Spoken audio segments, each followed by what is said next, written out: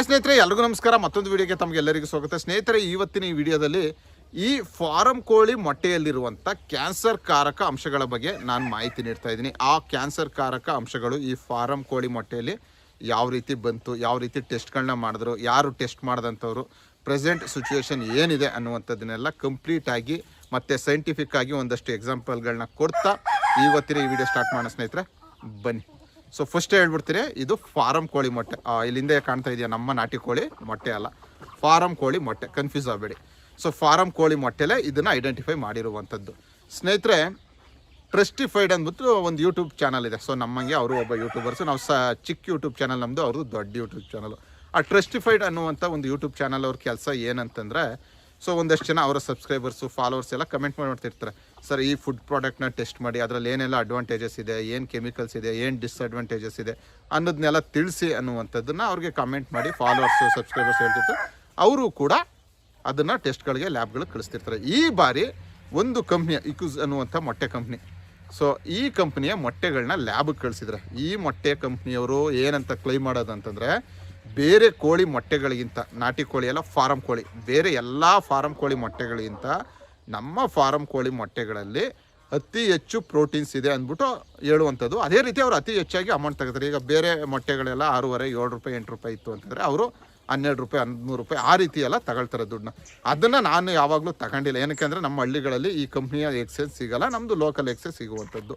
So ಆ ಕಂಪ್ನಿಯ ಎಗ್ಸ್ನ ಈ ಟ್ರಸ್ಟಿಫೈಡ್ YouTube ಚಾನಲ್ನವರು ಲ್ಯಾಬ್ಗೆ ಕಳಿಸಿದಾಗ ಅವ್ರಿಗೆ ಗೊತ್ತಾಗಿರೋದು ನೈಟ್ರೋಫ್ಯುರಾನ್ ಅನ್ನುವಂಥ ಒಂದು ಬ್ಯಾನ್ಡ್ ಆ್ಯಂಟಿಬಯೋಟಿಕ್ಕು ತುಂಬ ಅಧಿಕ ಪ್ರಮಾಣದಲ್ಲಿ ಈ ಫಾರಂ ಕೋಳಿ, ಆ ಕಂಪನಿಯ ಫಾರಂ ಕೋಳಿ ಮೊಟ್ಟೆಯಲ್ಲಿದೆ ಅನ್ನುವಂಥದ್ದು. ಸೊ ಎಲ್ಲ ಮೊಟ್ಟೆಗಳನ್ನು ಅವರು ಚೆಕ್ ಮಾಡಿಲ್ಲ. ಸೊ ನಾವು ಎಲ್ಲ ಮೊಟ್ಟೆಗಳನ್ನು ತಿನ್ನಬೇಡಿ ಅಂತಲೂ ಹೇಳೋಕ್ಕಾಗಲ್ಲ. ಈಗ ಎಷ್ಟೋ ಜನ ಬೆಳಗ್ಗೆ ಎದ್ದ ತಕ್ಷಣ ತಿಂಡಿ ಮಾಡಿದ್ರೆ 2 ಆಮ್ಲೆಟು, 1 ಬ್ರೆಡ್ ತಿನ್ಕೊಂಡು ಬರೋರು ತುಂಬ ಜನ, ಹೀರೋಯಿನ್ಸು ಎಲ್ಲ ಅದೇ ಥರ ಮಾಡ್ತಿದ್ದಾರೆ.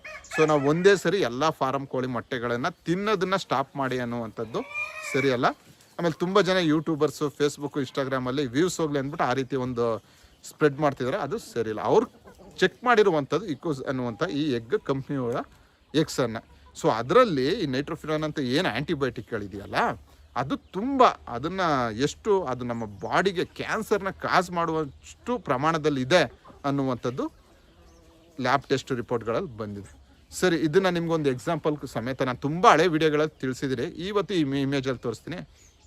ನಾನು ಮತ್ತು ಈ ವೆಟರ್ನರಿ ಡಾಕ್ಟ್ರುಗಳು ತಿಳಿಸುವಂಥದ್ದು ಟೆಟ್ರಾಸೈಕ್ಲಿನು, ಮೆರಿಕ್ವಿನು. ನಾನು ಕೂಡ ತುಂಬ ಜನ ನಮ್ಮ ಸಬ್ಸ್ಕ್ರೈಬರ್ಸ್ಗೆ ಇವೆರಡು ಆ್ಯಂಟಿಬಯೋಟಿಕ್ಗಳನ್ನ ಯೂಸ್ ಮಾಡಿ ಅಂತ ತಿಳಿಸಿದ್ದೀನಿ. ಸೊ ಆ ಆ್ಯಂಟಿಬಯೋಟಿಕ್ ಪ್ಯಾಕೆಟ್ ಇಂದನೇ ಬರೆದಿದ್ದಾರೆ, ಅದರದ್ದು ಇಮೇಜ್ ಆಗ್ತಾ ಇದ್ದೀನಿ.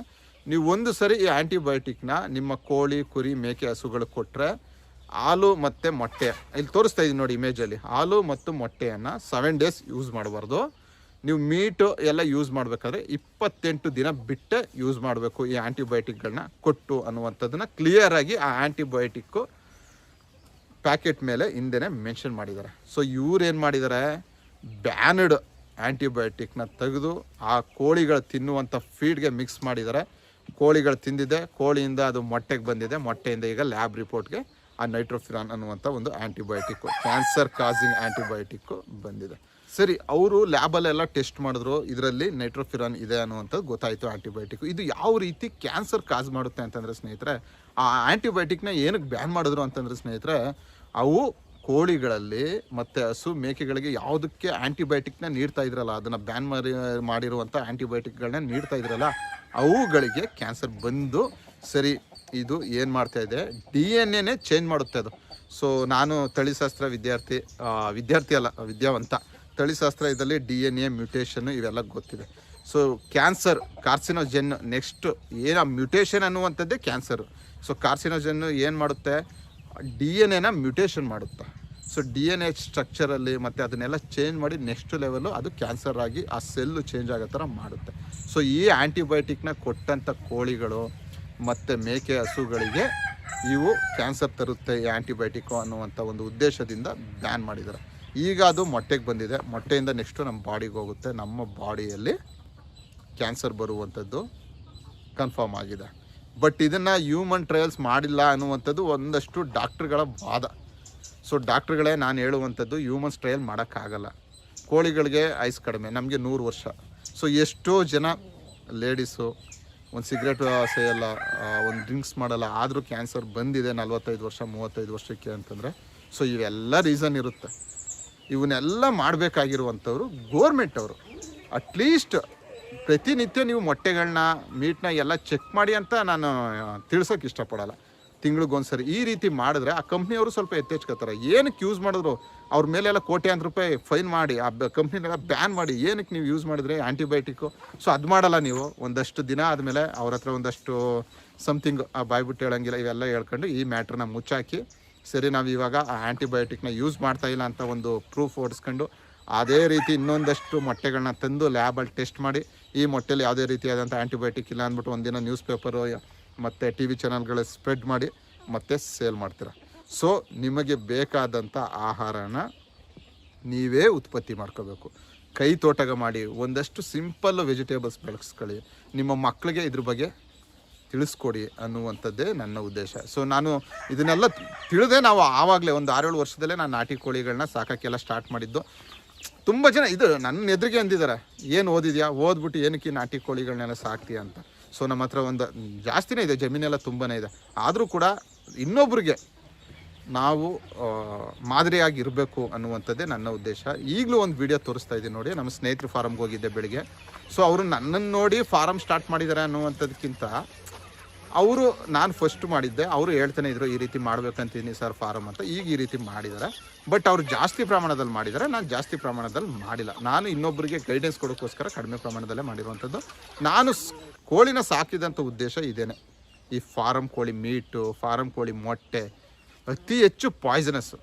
ತುಂಬ ಜನ ಡಾಕ್ಟ್ರುಗಳು, ತುಂಬ ಜನ ನನ್ನ ವೀಡಿಯೋಸ್ ನೋಡ್ತಾರೆ, ಡಾಕ್ಟ್ರುಗಳು ಕೂಡ ವೀಡಿಯೋಸ್ ನೋಡ್ತಾರೆ. ಅವ್ರಿಗೆ ಹೇಳುವಂಥದ್ದು ನಾನು ಒಂದೇ ಪ್ರಶ್ನೆ, ತುಂಬ ಸ್ಟೇಜ್ಗಳಲ್ಲೆಲ್ಲ ಅವ್ರು ತಿಳಿಸುವಂಥದ್ದು ಫಾರಮ್ ಕೋಳಿ ತಿಂದರೆ ಏನೂ ಪ್ರಾಬ್ಲಮ್ ಇಲ್ಲ, ಫಾರಮ್ ಕೋಳಿಗೆ ಯಾವುದೇ ರೀತಿಯಾದಂಥ ಹಾರ್ಮೋನ್ಸ್ನ ಯೂಸ್ ಮಾಡಲ್ಲ ಅಂತ. ನನಗೆ ಅದು ಗೊತ್ತಿರೋ ವಿಚಾರನೇ. ಆಮೇಲೆ ಫಾರಮ್ ಕೋಳಿಗೆ ಯಾವುದೇ ರೀತಿ ಇಂಜೆಕ್ಷನ್ ಹಾಕಲ್ಲ ಅಂತ. ಖಂಡಿತವಾಗ್ಲೂ ಫಾರಮ್ ಕೋಳಿಗಳಿಗೆ ಜನ ತಿಳಿಸೋ ಥರ ಯಾವುದೇ ಇಂಜೆಕ್ಷನ್ಗಳನ್ನ ಹಾಕಲ್ಲ. ಬಟ್ ಅದು ತಿನ್ನುವಂಥ ಫೀಡಲ್ಲೇ ಗ್ರೋತ್ ಹಾರ್ಮೋನ್ಸು, ಈ ರೀತಿಯ ಆ್ಯಂಟಿಬಯೋಟಿಕ್ಗಳು ಪ್ರತಿಯೊಂದು ಮಿಕ್ಸ್ ಆಗಿರುತ್ತೆ. ಈ ಗೋರ್ಮೆಂಟ್ ಫುಡ್ ಸೇಫ್ಟಿ ಡಿಪಾರ್ಟ್ಮೆಂಟ್ ಅವರೆಲ್ಲ ಏನಕ್ಕೆ ಅದನ್ನು ಚೆಕ್ ಮಾಡ್ತಾ ಇಲ್ಲ? ಕೋಳಿಗಳು ತಿನ್ನುವಂಥ ಫೀಡಲ್ಲೇ ಆ್ಯಂಟಿಬಯೋಟಿಕ್ಕು ಹಾರ್ಮೋನ್ಸು ಎಲ್ಲ ಇರುತ್ತೆ. ಇಂಜೆಕ್ಷನ್ ಏನಕ್ಕೆ ಚುಚ್ಚಬೇಕು? ಸೊ ಒಂದು ಕೋಳಿ, ನಮ್ಮ ನಾಟಿ ಕೋಳಿ ಇಲ್ಲಿ ಹಿಂದೆ ಕಾಣ್ತಾ ಇದೆಯಲ್ಲ, ಸೊ ಮೇಯ್ತಾ ಇದೆ ಚೆನ್ನಾಗಿ. ಸೊ ಕಾಣ್ತಾ ಇದೆಯಲ್ಲ ಇಲ್ಲೆಲ್ಲ ಹಿಂದೆ 5 ರಿಂದ 6 ತಿಂಗಳು ಬೇಕು ಮಿನಿಮಮ್ 1 kg ಬರೋಕ್ಕೆ. ಒಂದು ಈ ನಾಟಿ ಕೋಳಿ 5 ರಿಂದ 6 ತಿಂಗಳು ಬೇಕು. ಬಟ್ ಇದೇ ನಾಟಿ ಕೋಳಿಗಳಿಗೆ ನೀವು ಆ ಫಾರಮ್ಮಲ್ಲಿ ಸಿಗುವಂಥ ಫೀಡನ್ನು ತಂದು ಹಾಕಿದ್ರೆ ಕೇವಲ 90 ದಿನ, ಇಲ್ಲ ಅಂತಂದರೆ 60 ದಿನಕ್ಕೆ ದಪ್ಪದಾಗುತ್ತೆ. ಸೊ ಇವು 60 ದಿನ ಟೈಮ್ ತಗೊಳುತ್ತೆ. ಬ್ರಾಯ್ಲರ್ ಕೋಳಿ ನಿಮಗೆ 25 ರಿಂದ 30 ದಿನಕ್ಕೆ 2-2.5 kg ರೀಚ್ ಆಗುತ್ತೆ. ಸೊ ಹಾರ್ಮೋನ್ನ ಇಂಜೆಕ್ಷನಲ್ಲೇ ಕೊಡಬೇಕು ಅಂತ ಏನಿಲ್ಲ ಡಾಕ್ಟ್ರುಗಳಿಗೆ ಹೇಳುವಂಥದ್ದು ನಾನು. ಸೊ ಅದು ತಿಂತಾ ಇದೆಯಲ್ಲ ಫೀಡು, ಆ ಫೀಡಲ್ಲೇ ಹಾರ್ಮೋನ್ಸು, ಆ್ಯಂಟಿಬಯೋಟಿಕ್ಸು ಎಲ್ಲ ಇದೆ. ಸೊ ನಾನು ಕೂಡ ಈಗ ತಿಳಿಸುವಂಥದ್ದು ಒಂದೇ ಸರಿ ಮೊಟ್ಟೆ, ಜನಗಳಿಗೆ ತಿನ್ನೋಕ್ಕೆ ಅನ್ನ ಇಲ್ಲ. ಸೊ ನಾವು ಅದನ್ನೂ ಮನಸ್ಸಲ್ಲಿ ಇಟ್ಕೋಬೇಕು. ಒಂದೇ ಸರಿ ಎಗ್ಸ್ನ ಬ್ಯಾನ್ ಮಾಡೋಕ್ಕಾಗಲ್ಲ, ಪ್ರೋಟೀನ್ ಸಿಗ್ತಾ ಇಲ್ಲ. ಸೊ ತಿನ್ನುವಂಥ ವೆಜಿಟೇಬಲ್ಸಲ್ಲಿ ಪ್ರೋಟೀನ್ಸ್ ಇಲ್ಲ, ಅದರಲ್ಲೂ ಎಲ್ಲ ಪೆಸ್ಟಿಸೈಡ್ಗಳು ಹೆಂಗಾಗಿದೆ ಅಂದರೆ. ಸೊ ನಮ್ಮಂತೆಯವರು ಒಬ್ಬೊಬ್ಬರು ಮಧ್ಯ ಅಲ್ಲೊಂದೊಬ್ರು ಇಲ್ಲೊಬ್ಬರು ಯಾರೋ ಒಬ್ಬರು ಒಂದಷ್ಟು ಇನ್ಫ್ಲುಯೆನ್ಸರ್ಗಳು ಈ ರೀತಿ ವಿಚಾರಗಳನ್ನ ಮುಡಿಸಿದ್ರೆ ಜನ ಒಂದಷ್ಟು ಎಚ್ಚೆತ್ಕೊಂಡು ಒಂದಷ್ಟು ಕೈತೋಟ, ಒಂದಷ್ಟು ನಾಟಿ ಕೋಳಿ, ಒಂದಷ್ಟು ನಾಟಿ ಮೇಕೆಗಳನ್ನ ಸಾಕಿ ಅನ್ನುವಂಥದ್ದೇ ನನ್ನ ಒಂದು ಉದ್ದೇಶ ಸ್ನೇಹಿತರೆ. ಸೊ ಗೊತ್ತಾಯ್ತಲ್ಲ, ಆದಷ್ಟು ನಿಮ್ಮ ಮಕ್ಕಳಿಗೋಸ್ಕರ ಒಂದಷ್ಟು ನಾಟಿ ಕೋಳಿಗಳನ್ನ ಸಾಕಿ. ತುಂಬ ಜನ ಏನು ಸರ್ ನೀವು ಸಣ್ಣ ಆಗಿದ್ದೀರಲ್ಲ ಅಂತ. ಸೊ ನಾನು ಇದ್ರ ಬಗ್ಗೆ ಎಲ್ಲ ರಿಸರ್ಚ್ ಮಾಡಿ ಸ್ಟಡಿ ಮಾಡ್ತಾ ಮುಂದೆ ಎಲ್ಲ ಶವರ್ಮ, ಗ್ರಿಲ್ಲಡು, ಟೀಕಾ ಅವು ಇವು ಅಂತ ಸಿಕ್ಕಾಬಟ್ಟೆ ಚಿಕನ್ ತಿನ್ನುವಂಥ ವ್ಯಕ್ತಿ ನಾನು ಮೊದಲು. ಸೊ ಬಾಡಿನ ತುಂಬ ಸ್ವಲ್ಪ ದಪ್ಪ ಇದ್ದೆ. ಈಗ ಇದ್ರ ಬಗ್ಗೆ ಎಲ್ಲ ಸ್ಟಡಿ ಮಾಡ್ತಾ ಚಿಕನ್ ತಿನ್ನಲ್ಲ. ಕಬಾಬು, ಈ ಟೀಕಾ, ಗ್ರಿಲ್ಲಡು, ಶವರ್ಮಗಳೆಲ್ಲ ತುಂಬಾ ಕಡಿಮೆ ಮಾಡಿದ್ದೀನಿ. ತುಂಬ ಅಂದರೆ ತಿನ್ನೋದೇ ಇಲ್ಲ. ನಾನೀಗ ಆಯಿಲ್ ಫ್ರೈಡ್ ಕಬಾಬ್ ತಿಂದು ಹೆಚ್ಚು ಕಡಿಮೆ ಒಂದು 6 ತಿಂಗಳಾಯಿತು. ಸೊ ಇಷ್ಟನ್ನ ನೀವು ಮೇಂಟೈನ್ ಮಾಡಿದ್ರೆ ಒಳ್ಳೆ ಫಿಟ್ಟಾಗಿ ಬಾಡಿನ ಕೂಡ ಮೇಂಟೈನ್ ಮಾಡ್ಬೋದು ಸ್ನೇಹಿತರೆ. ಸೊ ಯಾವ ರೀತಿ ಈ ಮೊಟ್ಟೆಯಲ್ಲಿ ಆ್ಯಂಟಿಬಯೋಟಿಕ್ ಬತ್ತು ಅನ್ನುವಂಥದ್ದನ್ನು ಸಿಂಪಲಾಗಿ ನಾನು ನಿಮಗೆ ತಿಳಿಸ್ಕೊಟ್ಟಿದ್ದೀನಿ, ಅರ್ಥ ಆಗೋ ಥರ. ಸೊ ಮುಂದಿನ ವೀಡಿಯೋದಲ್ಲಿ ಇದೇ ರೀತಿ ಮತ್ತೊಂದು ವೀಡಿಯೋದೊಂದಿಗೆ ನಾನು ನಿಮ್ಮನ್ನ ಭೇಟಿ ಆಗ್ತೀನಿ ಸ್ನೇಹಿತರೆ. ಅಲ್ಲಿವರೆಗೂ ಥ್ಯಾಂಕ್ ಯು, ಬಾಯ್.